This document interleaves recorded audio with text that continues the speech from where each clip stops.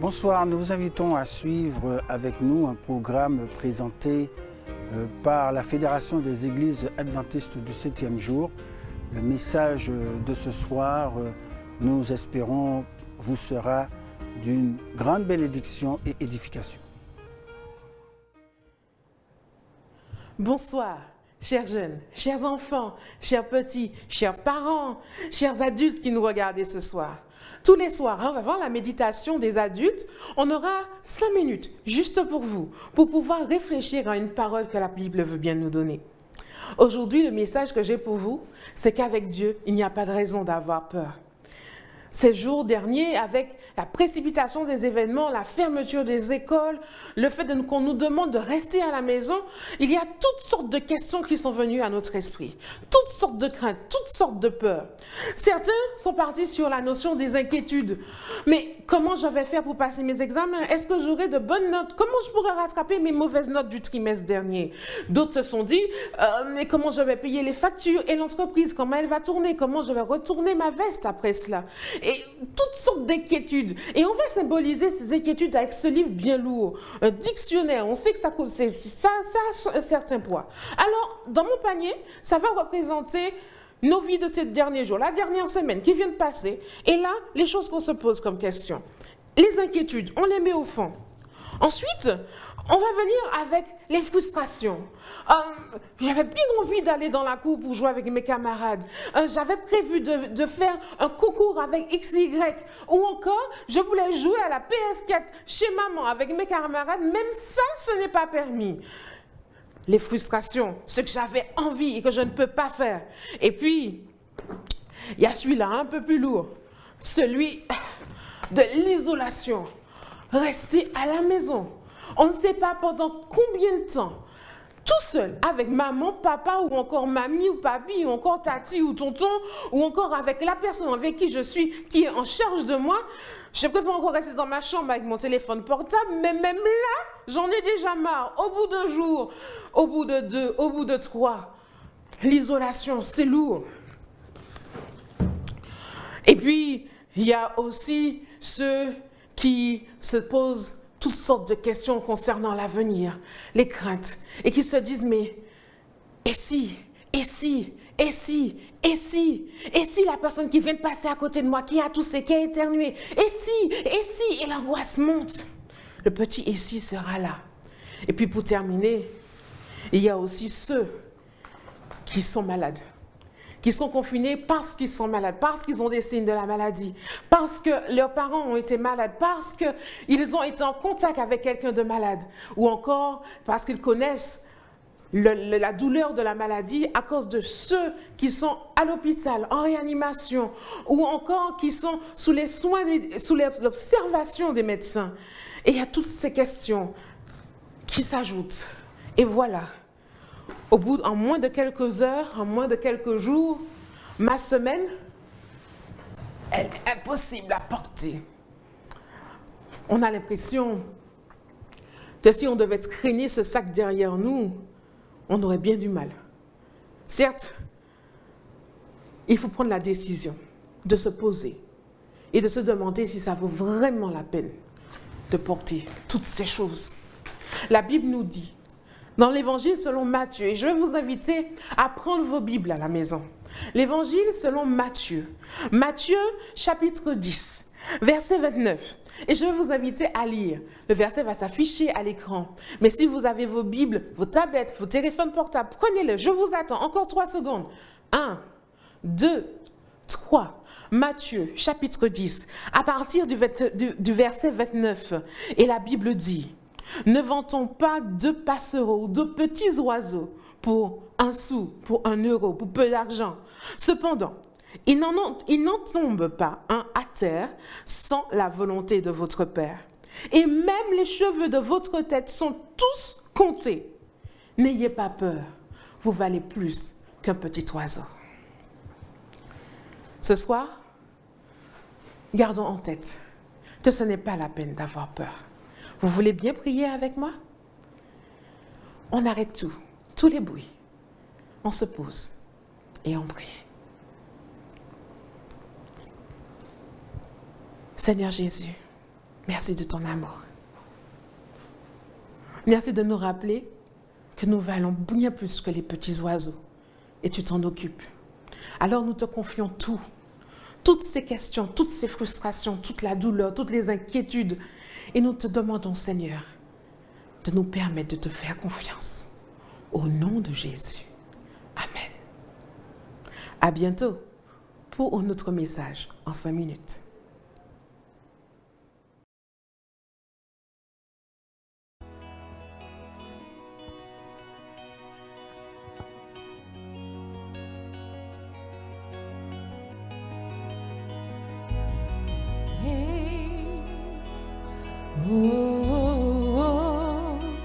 Le nom de Jésus. Le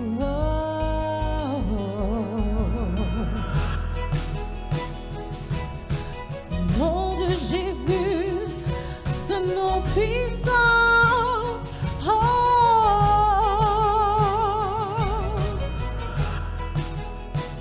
Le nom de Jésus, le nom de Jésus.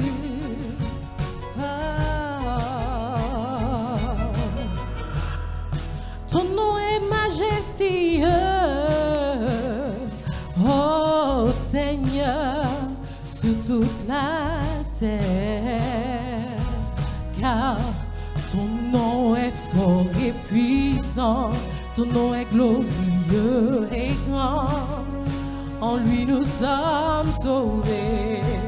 Le nom de Jésus est le plus grand des noms. Il est le roi des rois, nul n'est semblable à lui.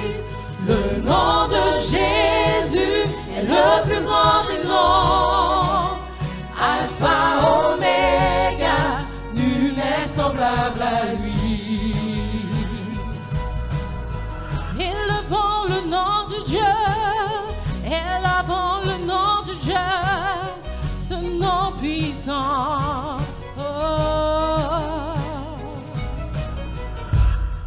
Ton nom est si doux, apaisant mon âme. Yeah. Car en ton nom, oui, nous vaincrons. En son nom, il y a la victoire. Son nom est tout puissant. Le nom de Jésus est le plus grand des noms.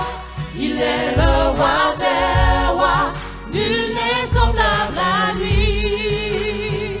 Le nom de Jésus est le plus grand des noms.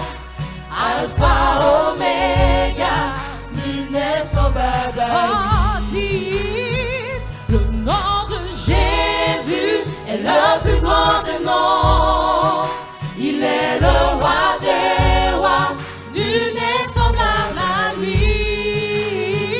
Le nom de Jésus est le plus grand des noms.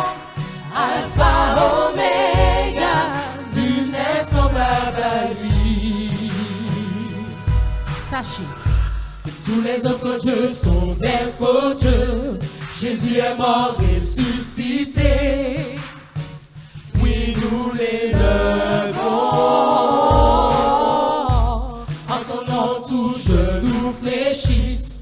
En ton nom, nous sommes sauvés. Nous invoquons ton nom. Invoque son nom. Jésus. Invoque son nom. Jésus. Invoque le nom. Jésus. Oh, Jésus. Levez vos voix. Jésus. Invoque son nom. Jésus. Dieu puissant. Jésus. Jésus. Jésus. Jésus. Oui, Jésus. Jésus. Jésus. Jésus. Tu peux appeler le nom. Jésus. Dans toute situation. Jésus. Peu importe le problème. Jésus.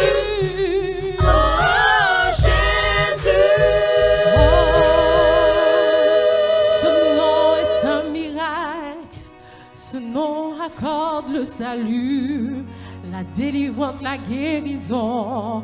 Élevons nos mains vers Jésus. Les aveugles peuvent voir ce nom. Le cancer part à travers ce nom. La maladie disparaît à travers ce nom. Yeah, invoque le nom. Jésus. Quel est le nom? Jésus. Appelez le nom. Jésus. Oh, oh, oh, Oh, Jésus. pour la famille. Jésus. Sur nos enfants. Jésus. Oui, appelons le nom de Jésus. Oh, oh, oh, Oh, Jésus. Jésus. appelons ce nom puissant. Jésus. Invoquons-le dans ce nom. Jésus.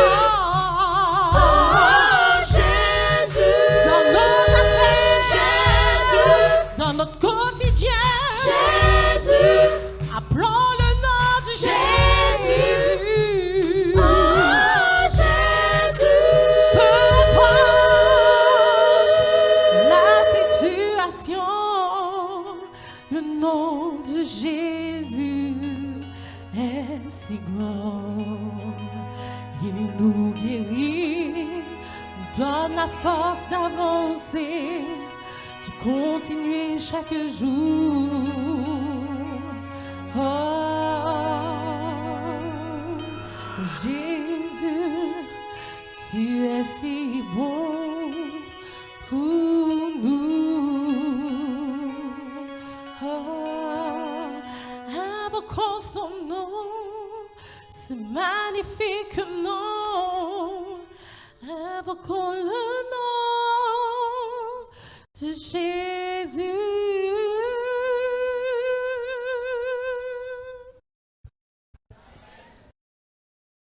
Je vous salue fraternellement en Jésus, notre Sauveur et Seigneur, et je vous souhaite la bienvenue à ce moment de méditation et de prédication de la parole de Dieu.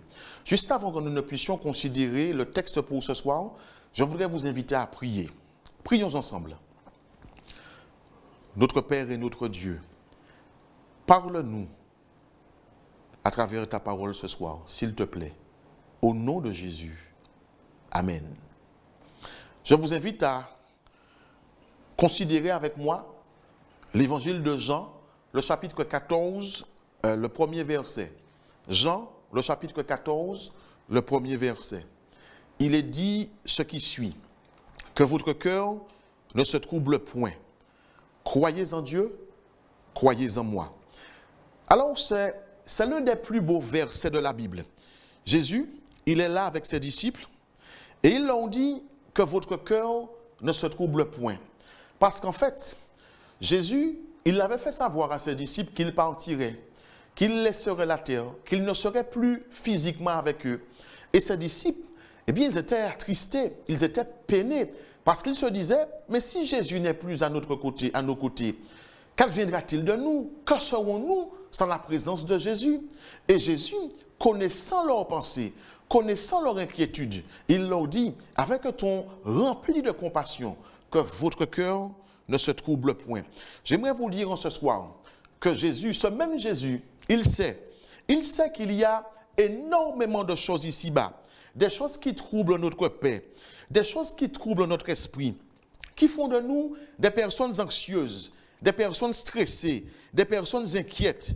Oui, il faut admettre qu'il y a de quoi être inquiet pour demain, parce que la situation de la société, la situation du monde, elle nous interpelle, elle nous amène à réfléchir, oui, et à nous demander si demain sera différent d'aujourd'hui.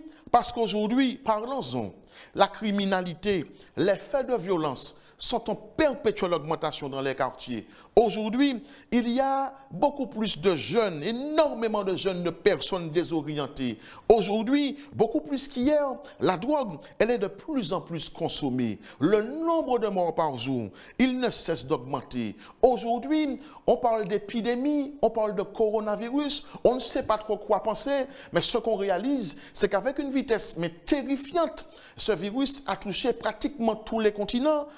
tous les pays. Qu'en est-il du coût de la vie? Il est de plus en plus élevé. Oui, il y a de quoi être inquiet pour demain, parce que l'allure et la vitesse que prennent les choses aujourd'hui nous font nous demander si la farine, si l'huile, si le pain, si toutes ces choses ne manqueront demain, si nous aurons la même lutte à soutenir demain, le même combat à mener demain, si enfin le soleil se lèvera sur la noirceur de notre situation actuelle, si avec tout ce qui se passe aujourd'hui, nos enfants parviendront à l'âge adulte, oui, Jésus, il connaît nos appréhensions, il connaît nos craintes, il connaît tes craintes, il connaît ton inquiétude. Et il te dit ce soir que ton cœur ne se trouble point. Il te dit, ne sois pas inquiet, ne sois pas inquiète. Non, ne sois pas inquiet pour demain. N'aie aucune crainte pour demain. À chaque jour suffit sa peine. N'aie pas peur aujourd'hui concernant demain, parce que demain est entre ses mains. Je dis amen pour cela. Jean, il continue de rapporter les paroles de Jésus. Et il dit toujours au premier verset, « Croyez en Dieu, croyez en moi ». Alors, on raconte l'histoire d'un trapéziste ou encore d'un équilibriste qui marchait sur une corde au-dessus des chutes du Niagara. Et il y avait une foule qui était là pour l'admirer, pour l'applaudir. Et à un certain moment, eh bien, cet équilibriste, il pose une question. Il dit, mais qui croit que je puisse faire la même chose, cette fois-ci, en poussant une brouette? Alors, dans la foule, eh bien, la foule a répondu, ah oui, certainement, pour ça nous avons qu'à faire là, nous certains on peut faire. Il s'adressa de nouveau à la foule en lui disant, mais qui voudrait bien s'asseoir dans la brouette? Personne ne dit mot. Croire qu'il puisse le faire était une chose, mais avoir suffisamment confiance en lui pour s'asseoir dans cette brouette et ainsi mettre sa vie en jeu en était une autre. Jésus, lorsqu'il nous dit « Croyez en Dieu, croyez en moi », eh bien, ce n'est pas le même croire que la foule. C'est beaucoup plus profond qu'un assentiment intellectuel. C'est beaucoup plus profond qu'une connaissance intellectuelle. Le mot « croire » employé par Jésus ici signifie être sûr de lui. C'est être convaincu de ce qu'il dit. C'est le prendre au mot. C'est se fier à lui. De plus, le mot « croire » renferme l'idée d'une action durative, d'une action continue. Oui, Jésus, il nous invite à croire en lui à cette heure, mais également à l'heure suivante. À croire en lui demain également. À croire, c'est-à-dire tout simplement à lui faire confiance. Parce qu'en fait, il nous a démontré qui il était. Lorsque nos premiers parents péchèrent, ils n'hésitaient pas une seconde à laisser les parvis célestes, à laisser l'acclamation des anges pour venir sur la terre, pour venir sur cette terre de misère, parce qu'ils désiraient le salut de l'humanité. Oui, Jésus, il nous appelle à croire en lui, à lui faire confiance, parce qu'il sait qu'il est en mesure de faire ce qu'il nous dit. Rappelez-vous qu'il avait dit qu'il viendrait, qu'il habiterait parmi les hommes, qu'il souffrirait, qu'il porterait nos fautes et nos iniquités, qu'il donnerait sa vie pour nous. N'a-t-il pas accompli toutes ces choses? N'a-t-il pas fait ce qu'il avait dit? Jésus, il a toujours tenu ses promesses. Oui, Jésus, il a toujours tenu ses promesses. Et en vertu de cela, il peut se permettre de te dire, crois en moi, fais-moi confiance, laisse-moi diriger pour toi, laisse-moi gérer pour toi, tu peux compter sur moi. Oui, avec moi, tu ne seras jamais déçu, n'aie pas peur d'être trompé. Non, parce que tu ne le seras pas. Non, n'ai-je pas accompli tout ce que j'avais dit? N'ai-je pas fait ce que j'avais annoncé? Oh, permettez-moi de vous dire, des hommes nous décevront, des femmes nous décevront, nous serons déçus par bien des personnes dans ce monde. Mais Jésus, non, il ne nous décevra jamais, jamais, parce que ce n'est pas dans sa nature de nous décevoir. Et donc j'aimerais vous dire, si Jésus vous a promis de vous aider, s'il a promis de vous soutenir d'une manière ou d'une autre, même si vous ne voyez rien venir, croyez en ce qu'il vous a dit, parce que ce n'est pas Pasteur Adrasé qui vous a parlé, c'est Jésus qui vous a parlé. Je dis amen pour cela. Oh, même lorsque nous sommes infidèles, Jésus, lui, il demeure fidèle. Il dit que votre cœur ne se trouble point. Croyez en Dieu, croyez en moi. Au verset 2, il continue et il déclare, il y a plusieurs demeures dans la maison de mon Père. Il y a plusieurs demeures dans la maison de mon Père. Permettez-moi de considérer, premièrement, la dernière partie de ce verset. Il dit, dans la maison de mon Père, dans la maison de son Père. Nous comprenons par ces paroles qu'il y a un autre lieu, un autre monde, un autre endroit où vivre est possible. Je dis que par ces paroles, dans la maison de mon Père, dans la maison du Père, nous comprenons qu'il y a une autre contrée, un autre pays, une autre localité où vivre est possible. Et Jésus, c'est lui qui nous y invite. Et s'il nous y invite, eh bien c'est certainement parce que ce lieu est différent de celui que nous connaissons ici-bas. S'il nous y invite, c'est certainement parce qu'il n'est en rien comparable avec celui dans lequel nous vivons. Parce que ce dernier, dans ce monde ici-bas, vivre devient de plus en plus pénible. Vivre devient de plus en plus difficile. Oui, dans ce monde ici-bas, chaque jour, nous faisons face à des difficultés. Chaque jour, il nous faut nous battre, il nous faut lutter. Chaque jour, nous faisons face à la précarité. Chaque jour, dans ce monde ici-bas, eh bien, nous sommes de plus en plus malades et embêtés par les soucis de la vie. Dans ce monde ici-bas, dans notre petite Martinique, Jésus dit que votre cœur ne se trouble point. Croyez en Dieu, croyez en moi. Jean, il continue de rapporter les paroles de Jésus au verset 2, il dit ce qui suit. Il y a plusieurs demeures dans la maison de mon Père. Permettez-moi de considérer premièrement la dernière partie de ce verset, dans la maison de mon Père.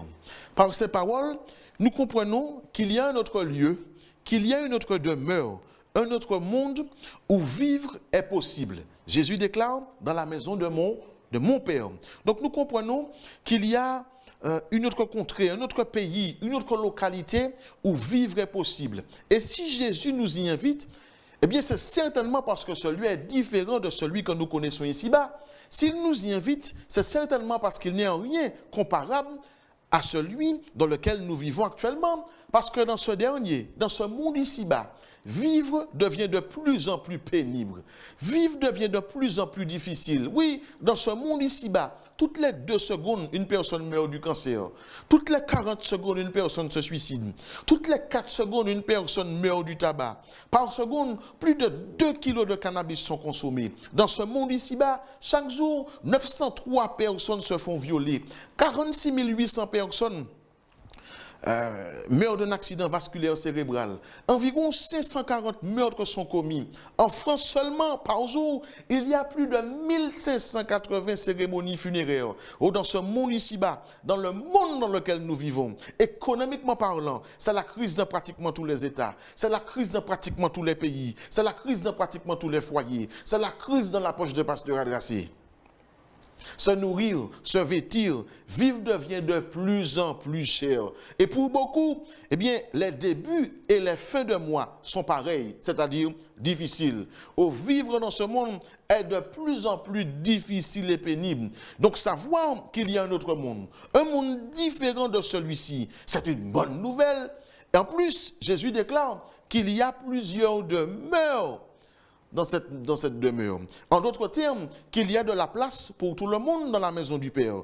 Que dans ce monde, tous peuvent obtenir une place. Oui, il est bon de savoir qu'il y a un monde là-haut, un monde différent de celui-ci, un monde où la drogue n'existe pas, où la violence est inconnue, un monde où les insultes, les critiques en sont bannis, un monde où la mort n'a pas sa place, un monde où le coronavirus n'existe pas, un monde où il n'y aura plus de peine, de tristesse, de déception, mais un monde où la joie, où la paix et l'amour régneront. Oui, il est bon de savoir qu'il y a un tel monde là-haut, mais également de savoir qu'il y a de la place pour tout le monde.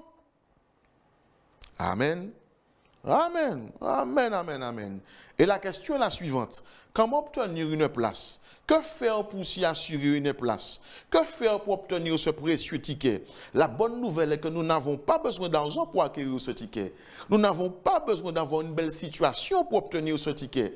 Tout ce dont nous avons besoin, c'est d'accepter le sacrifice du Christ, c'est d'accepter l'invitation du Christ et ainsi permettre à Jésus de nous préparer lui-même une place. C'est le prochain verset.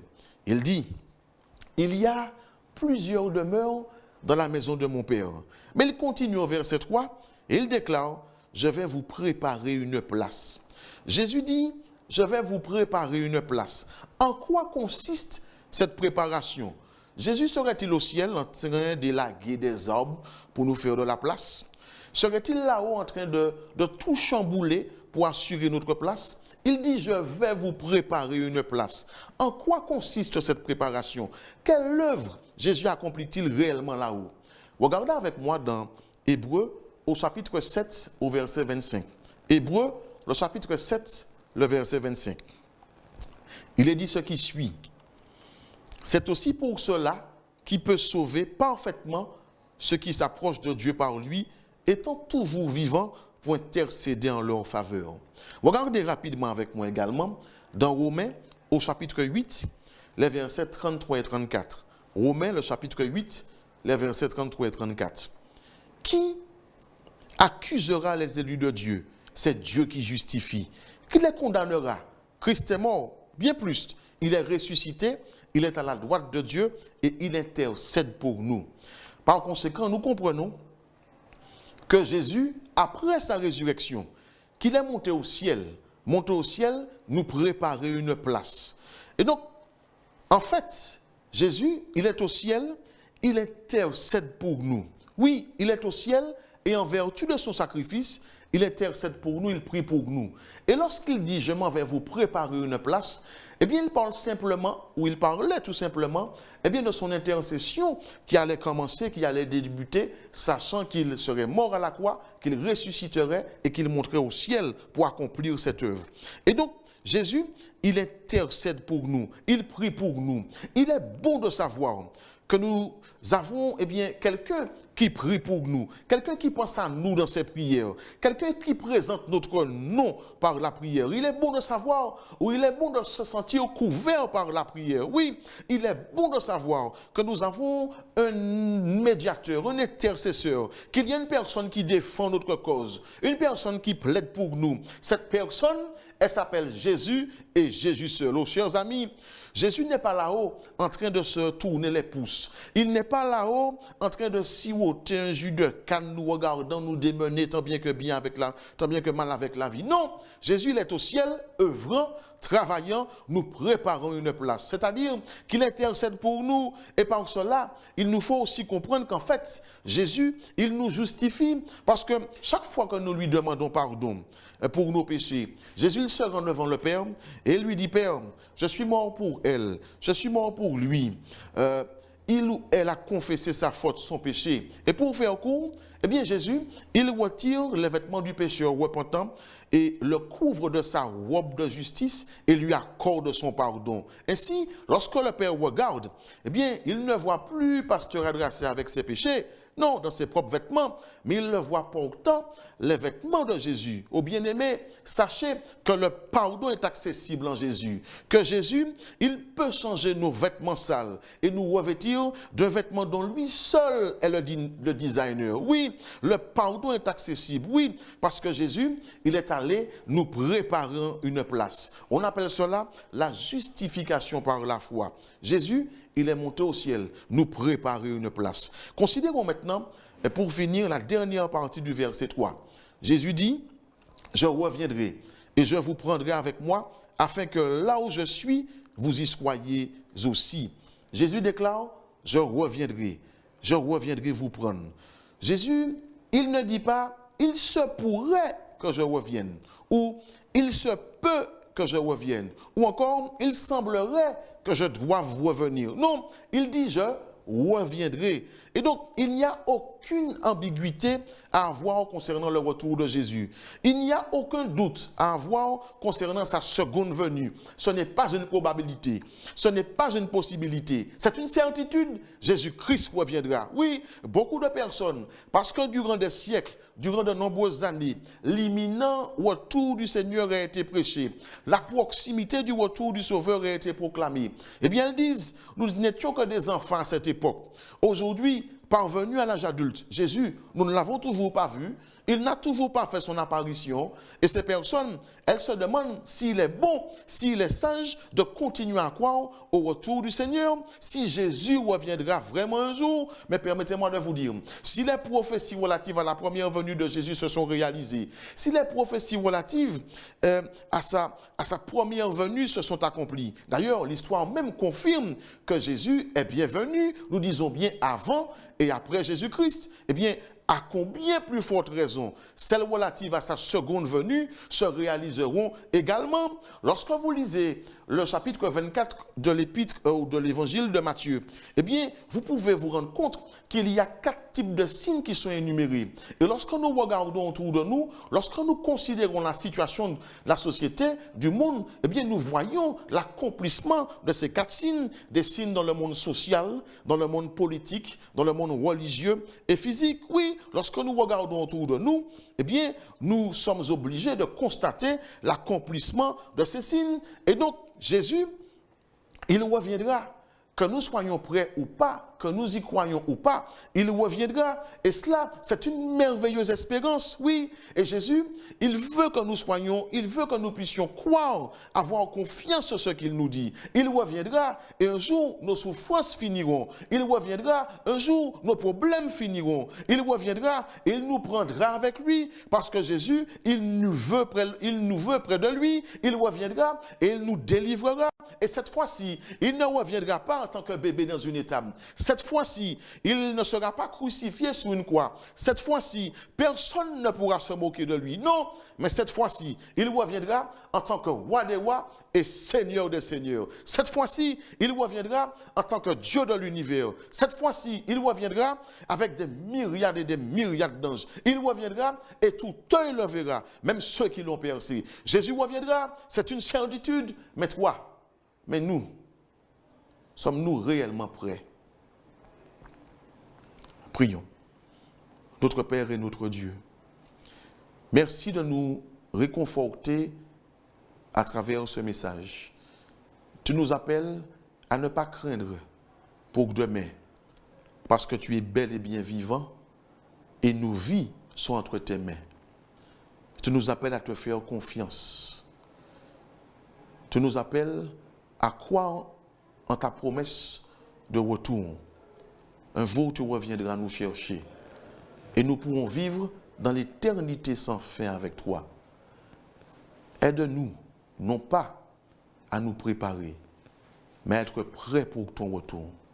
En ton nom et pour ta gloire, Jésus. Amen. Que Dieu vous bénisse et que Dieu vous garde.